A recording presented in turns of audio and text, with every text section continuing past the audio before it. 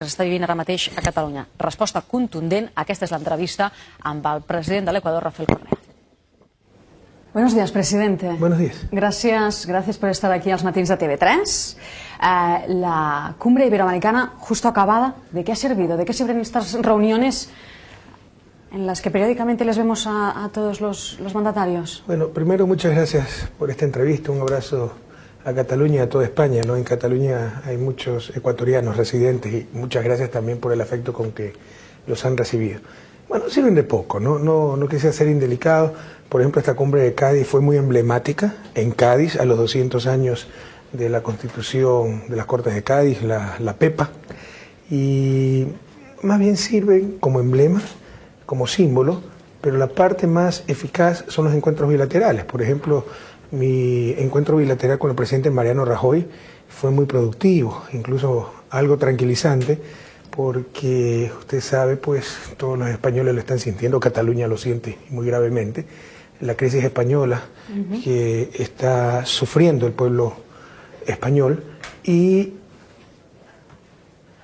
también son víctimas, y tal vez las principales víctimas, los migrantes. La tasa de paro es más alta, hay desahucios, etc. Entonces, por ejemplo, pues ahí el presidente Rajoy nos comunicó la suspensión por 2 años en ciertos casos de los desahucios, ya es un paso adelante. En ciertos casos, sí, usted ha hecho muy bien, en ciertos casos, sí. No en todos, a partir de unos ingresos y además con muchas condiciones. Los ecuatorianos están por debajo de esos ingresos. Entonces, eso es la parte ya más pragmática de las cumbres. Ahora, la sociedad, el mundo también necesita emblemas, pero es cierto que hay que hacer una revisión profunda de esta clase de cumbres. Tenemos demasiadas cumbres. Cuando hay una cumbre, como siempre digo, de más de 2, ya pierde eficacia. Y bueno, sería bueno, por ejemplo, espaciar un poco en el tiempo esta clase de cumbres, hacerla no cada año, sino cada 2, 3 años. Presidente, en esta reunión con Rajoy, que usted me dice ha sido satisfactoria en cierto punto, le ha comunicado esta moratoria, este decreto aprobado hace solo unos días, una situación, los desahucios que afectan especialmente a esos 400.000 ecuatorianos que viven en España, 80.000 de los cuales en Cataluña. ¿Realmente cree que es la solución a esos connacionales que están pasándolo mal aquí? Los problemas son más de fondo, eso es muy claro, ¿no? Primero, una crisis sistémica, insistir en desahucios es un absurdo, porque van a acabar en el peor de los mundos. Si son 2 o 3 casos, bueno, para que honre sus deudas, el desahucio, como le llaman aquí, ¿no? Pero si es una crisis sistémica, al final del día, ¿qué es lo que van a lograr? Gente que necesita casas sin casas y bancos que no necesitan casas repletos de casas. Y no habrán avanzado absolutamente nada. Entonces ahí el capital financiero debería ser un poco más flexible, entre comillas. Digo entre comillas, porque en realidad no se trata de flexibilidad o no, se trata que el riesgo recaiga sobre el capital, no sobre los seres humanos, y con esto está cayendo totalmente sobre los seres humanos y se va a llegar al peor de los mundos. Y que es una falta de coordinación, porque economía es ciencia de variables reales. Lo importante es lo que necesita la gente y si hay capacidad para atender esas necesidades. ¿Qué es lo que más necesita una familia? Un techo digno para vivir con seguridad. Hay esos techos, hay esas casas, hay capacidad en la economía española, con su talento humano, conocimiento, ciencia y tecnología, infraestructura, para construir casas. Y las familias se van a quedar sin casa, y casas vacías. Gente sin casas y casas sin gente. Entonces hay un problema de coordinación muy grave ahí. Primera cosa. Segundo, la forma en que se realizan estos desahucios, con todo respeto a la ley española, me parece un total abuso del capital. Porque cuando había liquidez, por interés de ese mismo capital, hasta buscaban a la gente para darle crédito. Cuando usted hace ese análisis a Rajoy, ¿qué le responde? Valoraban, ya le respondo eso, valoraban la casa en 200.000 euros. Le prestaban hasta más, hasta para los muebles. Sí, lo sé. Viene la crisis, el mismo banco toma la casa, pero ya no vale 200.000 euros, sino 50.000 euros. En el derecho anglosajón, eso extingue la deuda, dación de pago. Acá no, acá te quedaste sin casa y me sigues debiendo 150.000 euros. O sea, las familias arruinadas. Eso no resiste el menor análisis. Eso implica un costo social de la crisis enorme. Eso, con todo respeto, es una barbaridad, que la teníamos en Ecuador. Yo denuncié esto en el mes de marzo, cuando vine a Murcia, a Madrid, y cuando regreso a mi país, me enteré que teníamos la misma ley. Ya la hemos cambiado. ¿Y qué han dicho los bancos ecuatorianos? El Banco Pichincha, por ejemplo, el mayor. Que se iba a reducir el crédito hipotecario, lo de siempre, ¿no? Y no pasó absolutamente nada. Esto le he manifestado al presidente Rajoy, pues ha tomado mucha nota, pero obviamente él será el que tenga que tomar la decisión junto a su gobierno. ¿Le ha exigido algo? ¿Yo? ¿Al presidente? Sí. ¿Cómo voy a exigirle algo al presidente Rajoy? ¿No? Antes he estado muy agradecido por estos pasos que se han dado para tratar de paliar en algo el costo de la crisis y también les expresamos nuestro agradecimiento por haber recibido España con tanto cariño a nuestros migrantes. Hay muchos ecuatorianos que viven aquí que se están planteando marchar, pero dicen también y admiten que se irán peor seguramente de cómo vinieron. ¿Ecuador puede absorbir ahora esos miles y miles de migrantes del pasado? O sea, siempre va a ser algo complicado, pero como le digo a nuestros hermanos residiendo en España y en todas partes del mundo, no hemos podido resolver todos los problemas. Pero el país ha cambiado y fuertemente. Ya el país no lo manejan los banqueros, que fueron los que produjeron la migración, con la crisis del 99. ¿Quién lo maneja ahora? 16, el pueblo ecuatoriano, como debería ser una verdadera democracia. Sobre todas las cosas está el ser humano en Ecuador. La migración, Ecuador no era un país de gran emigración. La migración se produce en el año 1999, cuando quiebran 16 bancos, incautan los negocios, se le roban los depósitos a la gente, le impiden sacar su propia plata. Decrece 6% la economía, desempleo 14%, sin la migración ese desempleo hubiera llegado al 20% y salen 2 millones de personas en pocos años, en lo que fue una tragedia nacional, un verdadero drama humano. Apareció el suicidio infantil que antes no teníamos, en algunos pueblos 60% de los niños se crían sin sus padres, gente que 10, 12 años no ha visto a sus hijos, o sea, arruinaron la vida de centenas de miles de ciudadanos. Entonces, no hemos podido resolver todos los problemas, pero aunque sea el país está avanzando, ya no lo dirigen los banqueros, el capital financiero, el capital en general, y juntos, eso es lo que les digo, que nos roben todo menos la esperanza, juntos podremos enfrentar cualquier problema. ¿Qué les ofrece ahora a esos emigrantes Ecuador? Bueno, ¿Tiene trabajo para todos? No, o sea, eso sería una audacia. Aunque decir, su tasa de desempleo es muy baja, un 4,1. 4,6 probablemente. 4,6, vale, la cifra que tenía era 4,1, 4,6. Probablemente, ¿no? ¿Cómo usted tenga razón y yo no. No, bueno, es la información que tengo de Ecuador. Explíqueme esa tasa, porque 4,6, eso es más bajo que en Estados Unidos. ¿Cómo sale? Estados Unidos también tiene problemas de desempleo, porque el año pasado crecimos alrededor del 8%, y si no fuera por la economía petrolera, que siempre crece un poco menos, la economía no petrolera, la que responde a las políticas económicas, creció más del 8%. Entonces hay mucho dinamismo económico, mucha creación de empleo, con reducción de pobreza, con reducción de desigualdad, con aumento de salarios reales, con mejoras reales, porque usted puede tener un crecimiento artificial, toda la plata se va afuera. Ahí el crecimiento refleja mejoras reales en la calidad de vida. Pero sería una audacia decir que si nos regresan los 400.000, 600.000 ecuatorianos que están en España, pues todos van a encontrar empleo. Sería una irresponsabilidad decir que el Estado le va a resolver la vida a cada uno. No es ni deber del Estado, ni es posible hacerlo. Pero oportunidades hay, y lo que les digo, si no nos roban hasta la fe en nosotros mismos, juntos podremos enfrentar cualquier problema, podremos superar cualquier problema. Rajoy también pedía ayer en esta cumbre que los países latinoamericanos inviertan en Europa, inviertan en España. ¿Ecuador está en disposición de invertir capitales en España? Cuidado, se sobredimensiona el buen momento que vive Latinoamérica. Llevamos 2 o 3 años creciendo, por supuesto. Mire, en el 2009 tuvimos crisis, en el 2009 Latinoamérica decreció 2%. Ecuador creció, poco, pero creció. Pero en promedio Latinoamérica decreció 2%. No hemos recuperado de esa crisis. Llevamos 2 o 3 años de crecimiento, pero no es que Latinoamérica ya es parte del mundo desarrollado. Todavía tenemos gravísimos problemas estructurales. Además, otra cosa, crecimiento mide flujo, el flujo de producción. Eso puede ser ahora crecer a tasas más altas que las que crece en España, en Europa. Pero ese flujo todavía es sumamente bajo con respecto al flujo per cápita de los países desarrollados. O sea que Rajoy le tiene que decir que no habrá inversiones ecuatorianas en España. Una cosa es flujo, otra cosa es riqueza. Es como echar agua en un balde, ¿verdad? En un recipiente. Cae el agua, el flujo, es cuánto cae por minuto, pero supónganse que tenga un huequito. Esas son las necesidades del consumo. Si el flujo ha sido muy grande, lo que sale por el huequito es muy pequeño, está acumulado durante muchos años, esa es la riqueza, ¿ya?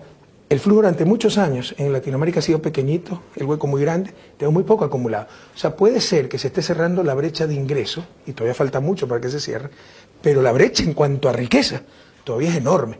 Entonces, Latinoamérica todavía no es una región que pudiera exportar capitales como algunos pretenden a otras partes del mundo, y con mayor dificultad incluso al mundo desarrollado. Podrá haber excepción, empresas brasileñas, etcétera, pero no a gran escala.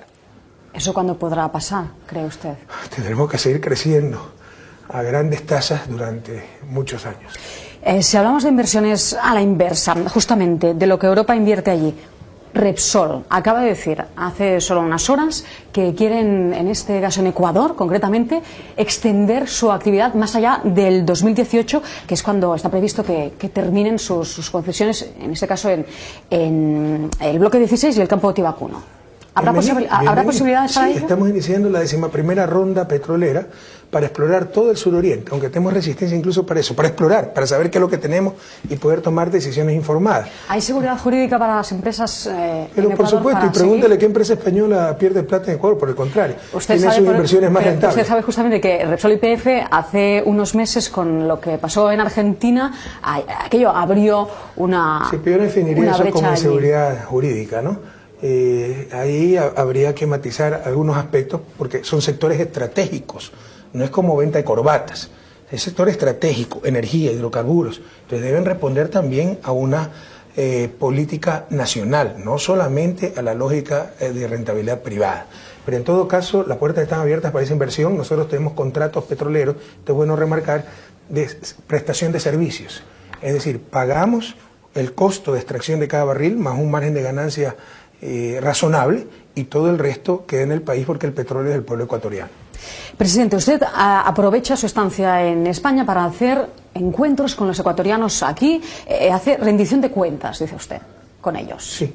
Eso a las puertas de unas elecciones en febrero, a las cuales se vuelve a presentar. Su última vez dice que se presenta. De acuerdo a la Constitución no podría presentarme de nuevo y tampoco tengo muchas ganas de presentarme de nuevo. ¿No tiene muchas ganas? No. Estoy muy cansado. ¿Está muy cansado? Algunas veces uno está extenuado, ¿no? Y depende... ¿Qué es lo que más le cansa? Bueno, cosas como llegar hoy día a 1 o 2 de la mañana y dormir 3 o 4 horas, ¿no? Y eso hace 5 días que no tenemos una noche completa de sueño. Pero usted viene y podría no encontrarse, no hacer esos actos con los ecuatorianos que viven aquí, pero en cambio... pero eso sería traicionar nuestra misión, si ellos son los mandantes.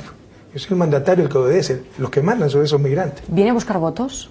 Bueno, si ese fuera el caso, yo asumí en enero del 2007 y desde ese momento estoy buscando votos, porque cada vez que vengo a Europa nos reunimos con nuestros migrantes, en Estados Unidos lo mismo, es una práctica profundamente democrática, poniendo las cosas en orden, que ya el que manda en Ecuador no son los banqueros, o los que mandan no son los banqueros, no es el Fondo Monetario, no son países extranjeros, no es el poder mediático, es el pueblo ecuatoriano. Y eso es una parte importantísima para nosotros, porque el país tiene una gran deuda con los migrantes. Usted sabe que después de la migración enviaban remesas y eso fue lo que sostuvo a la economía ecuatoriana y lo que la ayudó sustancialmente a superar la crisis. Eso está en un momento crítico es una ahora. parte fundamental, y es una parte fundamental de nuestros mandantes, del pueblo ecuatoriano. Eso está en un momento crítico, ese flujo de remesas. Ha disminuido grandemente por la crisis. Felizmente la economía la hemos fortalecido. Eso fue una de las prioridades. No podíamos depender de remesas, que son transferencias, regalos. No era fruto de la capacidad de producción dentro del país. Entonces, en todos estos años hemos fortalecido esa capacidad de producción. Hay otras fuentes de riqueza, hay otras fuentes de ingresos fiscales muy sólidas, recaudación de impuestos, etcétera, y en consecuencia la caída drástica de las remesas fruto de la crisis europea no ha afectado a la economía. Me hablaba del poder mediático. Le quería preguntar, en una democracia, según usted, ¿cuál es el rol de la prensa? Informar, comunicar.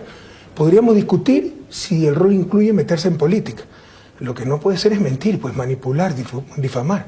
Eso es atentado a la libertad de expresión, no es libertad de expresión. ¿Y criticar? Pero por supuesto, pero nuestros periodistas creen que cuestionar es mentir. No, una cosa es criticar, una cosa que puedan decir en editoriales, no como noticias, Correa es buen o mal presidente. Otra cosa es que digan Correa es un criminal de lesa humanidad, pues. Eso no es libertad de expresión, eso no es informar, eso no es opinar, eso es difamar. ¿Por qué indultó justamente a esa persona que escribió eso y perdonó al Universo, el medio donde se publicó? No todos se los perdonó. Nadie pagó 20 centavos, porque tal vez lo que no se publicó, ¿por qué lo hizo? tal vez porque lo que no se publicó en España, porque una manipulación mediática terrible de esto, es que siempre se dijo el primer momento, corrijan esa mentira y todo se acaba. Incluso antes de poner el juicio, corrijan y se acaba.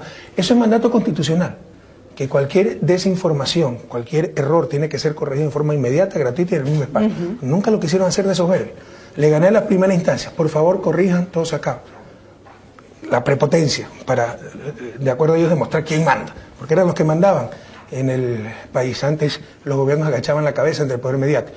Le gané la segunda instancia, por favor corrijan, tampoco lo hicieron, hasta que le gané las 3 instancias, que incluye casación, y ahí sí, una vez demostrado cómo habían mentido, no me interesaba 20 centavos, no me interesaba meter preso a nadie, solo me interesaba demostrar que habían mentido, y aquello se logró. Caso Julian Assange, Wikileaks, fundador de Wikileaks. Usted dijo que estaría en la embajada Assange, en la embajada ecuatoriana en Londres, por un tiempo indefinido. ¿Hasta cuándo? Porque la situación de Assange es crítica. Baltasar Garzón también lo acaba de apuntar. Esa es la definición de indefinido, no sabemos cuándo va a acabar. Ya, pero el caso puede dar una vuelta. En las últimas informaciones dicen que Assange no puede estar ahí con una situación como la que está. Definición de indefinido, puede ser mañana o después de 2 años.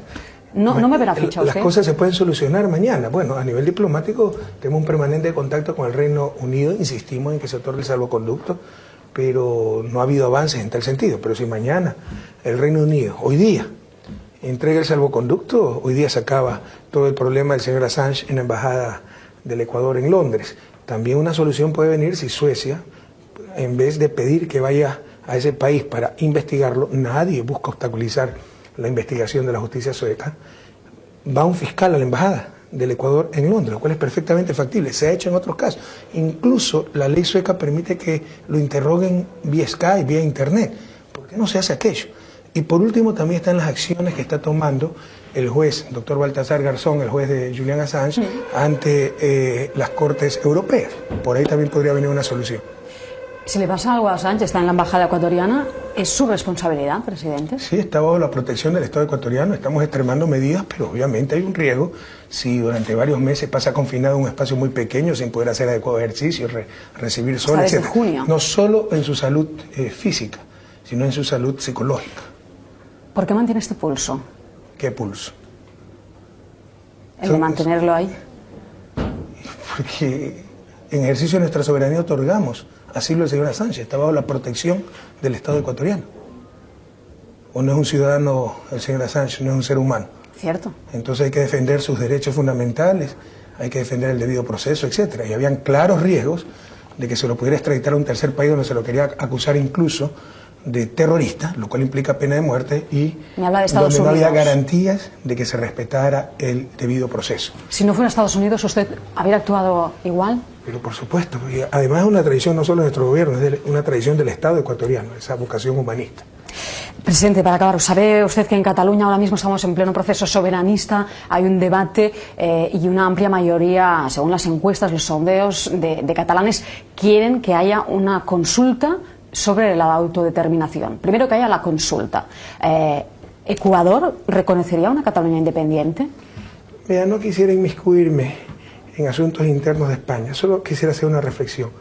En un contexto de crisis no es una buena idea hacer esa clase, tomar esa clase de decisiones, ¿no?, tan importante, porque la gente está enervada, ¿no?, está indignada.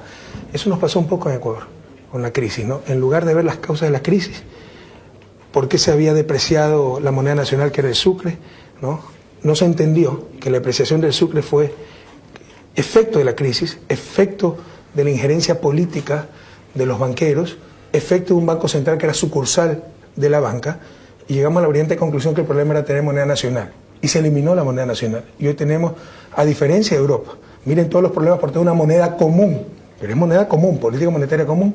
Nosotros tenemos una moneda extranjera, importamos una política monetaria de un país que probablemente no sabe ni dónde queda Ecuador. Entonces, no es un buen momento para tomar decisiones tan importantes en contexto de crisis.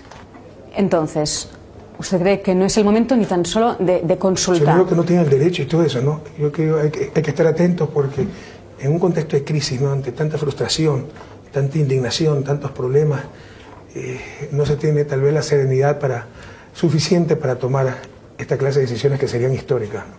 Presidente Rafael Correa, muchas gracias. Moltes gràcies, que vagi molt bé. No lo entendí, pero asumo que me despidió en catalán, así que muchísimas gracias. Gracias, sí.